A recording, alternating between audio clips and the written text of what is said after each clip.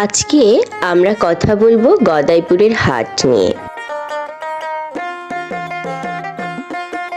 এটা একটি গ্রাম্য হাট।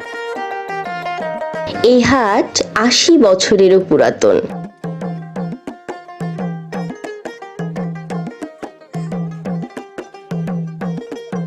গ্রামের সাধারণ মানুষের প্রয়োজনীয় জিনিসপত্রের পসরা নিয়েই এই হাট বসে।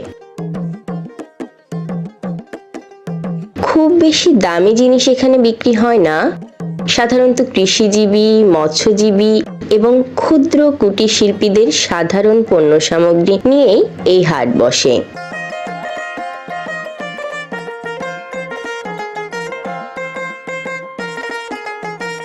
সেসব পণ্য গ্রামীণ শ্রমজীবী মানুষের দৈনন্দিন প্রয়োজন মেটাতে সক্ষম।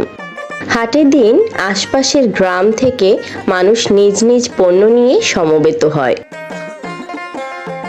গদাইপুর এই হাটবার হচ্ছে সোমবার, বুধবার এবং সব থেকে বড় হাট শুক্রবার। সাধারণত দুপুরের একটু আগে থেকেই বিক্রেতাদের আগমন শুরু হয়। বিকেলের দিকে হাট জমজমাট হয়ে ওঠে এবং সন্ধ্যার পর হাট ভেঙে যায়। কেনাবেচার সুবিধার্থে হাটের এক এক অংশে এক এক পণ্যের পসরা বসে।